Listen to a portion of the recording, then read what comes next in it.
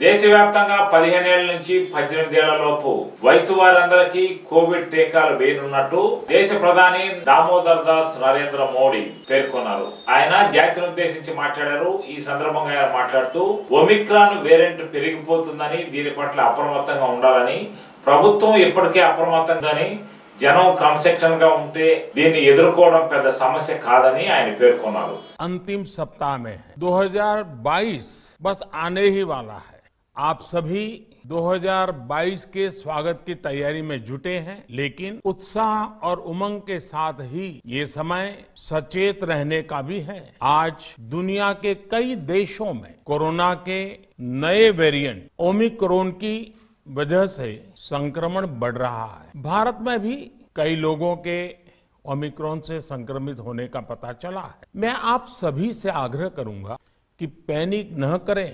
हाँ, सावधान रहे, सतर्क रहे, मास्क उसका भरपूर उपयोग करें और हाथों को थोड़ी थोड़ी देर पर धुलना, इन बातों को हमें भूलना नहीं है। आज जब वायरस म्यूटेट हो रहा है तो हमारी चुनौतियों का सामना करने की ताकत और आत्मविश्वास भी मल्टीप्लाई हो रहा है। हमारी इनोवेटिव स्पिरिट भी बढ़ रही है। आज देश के पास 18 लाख आइसोलेशन बेड्स हैं, 5 लाख ऑक्सीजन सपोर्टेड बेड्स हैं, 1,40,000 आईसीयू बेड्स हैं। आईसीयू और नॉन आईसीयू बेड्स को मिला दें तो 90,000 बेड्स विशेष तौर पर बच्चों के लिए भी हैं। आज देश में 3,000 से ज्यादा पीएसए ऑक्सीजन प्लांट्स काम कर रहे हैं। 4 लाख ऑक्सीजन सिलेंडर्स देश भर में दिए गए हैं। राज्यों को जरूरी दवाओं की बफर डोज तैयार करने में सहायता की जा रही है। उन्हें पर्याप्त टेस्टिंग किट्स भी मुहैया कराई जा रही है। साथियों, कोरोना वैश्विक महामारी से लड़ाई का अब तक का अनुभव यही बताता है कि व्यक्तिगत स्तर पर सभी दिशा निर्देशों का पालन कोरोना से मुकाबले का बहुत बड़ा हथियार है। और दूसरा हथियार है वैक्सीनेशन। हमारे देश ने भी इस बीमारी की गंभीरता को समझते हुए बहुत पहले वैक्सीन निर्माण पर मिशन मोड में काम करना शुरू कर दिया था। वैक्सीन पर रिसर्च के साथ साथ ही approval processes, supply chain, distribution, training, IT support system, certification पर भी हमने निरंतर काम किया। इन तैयारियों का ही नतीजा था कि भारत ने इस साल 16 जनवरी से अपने नागरिकों को वैक्सीन देना शुरू कर दिया था। ये देश के सभी नागरिकों का सामूहिक प्रयास और सामूहिक इच्छा शक्ति है कि आज भारत 141 करोड़ वैक्सीन डोज के अभूतपूर्व और बहुत मुश्किल लक्ष्य को पार कर चुका है।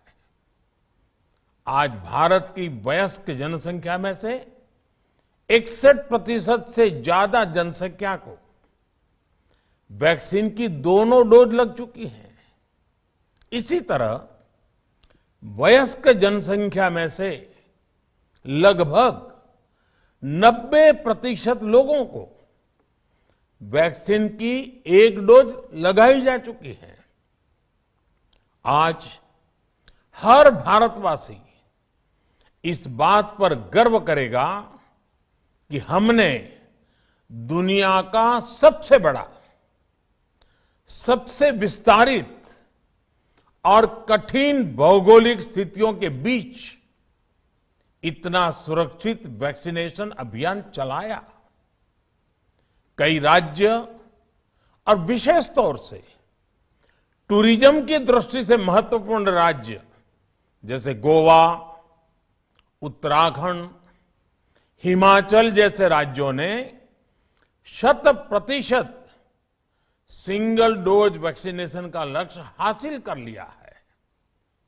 आज देश के दूर सुदूर गांवों में जब 100% वैक्सीनेशन की खबरें आती हैं तो मन को संतोष होता है। यह प्रमाण है हमारे हेल्थ सिस्टम की मजबूती का, हमारी टीम डिलीवरी का, हमारे हेल्थ केयर वर्कर्स के डेडिकेशन और कमिटमेंट का, और देश के सामान्य मानवी के अनुशासन और विज्ञान में उनके विश्वास का। हमारे देश में जल्दी ही नेजल वैक्सीन और दुनिया की पहली डीएनए वैक्सीन भी शुरू होगी। साथियों, कोरोना के खिलाफ भारत की लड़ाई शुरू से ही वैज्ञानिक सिद्धांतों, वैज्ञानिक परामर्श और वैज्ञानिक पद्धति पर आधारित रही है। पिछले 11 महीने से देश में वैक्सीनेशन अभियान चल रहा है। देशवासी इसके लाभ भी महसूस कर रहे हैं। उनकी रोजमर्रा की जिंदगी सामान्य हो रही है। आर्थिक गतिविधियां भी दुनिया के कई देशों की तुलना में उत्साहजनक रही हैं। लेकिन साथियों, हम सभी जानते हैं कि कोरोना अभी गया नहीं है। ऐसे में सतर्कता बहुत जरूरी है। देश को सुरक्षित रखने के लिए, देशवासियों को सुरक्षित रखने के लिए हमने निरंतर काम किया है। जब वैक्सीनेशन शुरू हुआ तो उसमें भी वैज्ञानिक सुझावों के आधार पर ही ये तय किया गया कि पहली डोज किसे देना शुरू किया जाए, पहली और दूसरी डोज में कितना अंतराल हो, स्वस्थ लोगों को कब वैक्सीन लगे, जिन्हें कोरोना हो चुका है उन्हें कब वैक्सीन लगे, और जो कोमॉर्बिडिटी से ग्रस्त हैं उन्हें कब वैक्सीन लगे। ऐसे निर्णय लगातार किए गए और ये परिस्थितियों को संभालने में काफी मददगार भी साबित हुए हैं। भारत ने अपनी स्थिति परिस्थिति के अनुसार भारत के वैज्ञानिकों के सुझाव पर ही अपने निर्णय लिए हैं। वर्तमान में ओमिक्रॉन की चर्चा जोरों पर चल रही है। विश्व में इसके अनुभव भी अलग अलग है, अनुमान भी अलग अलग है। भारत के वैज्ञानिक भी इस पर पूरी बारीकी से नजर रखे हुए हैं, इस पर काम कर रहे हैं। हमारे वैक्सीनेशन को आज जब 11 महीने पूरे हो चुके हैं तो सारी चीजों का वैज्ञानिकों ने जो अध्ययन किया है और विश्व भर के अनुभवों को देखते हुए आज कुछ निर्णय लिए गए हैं।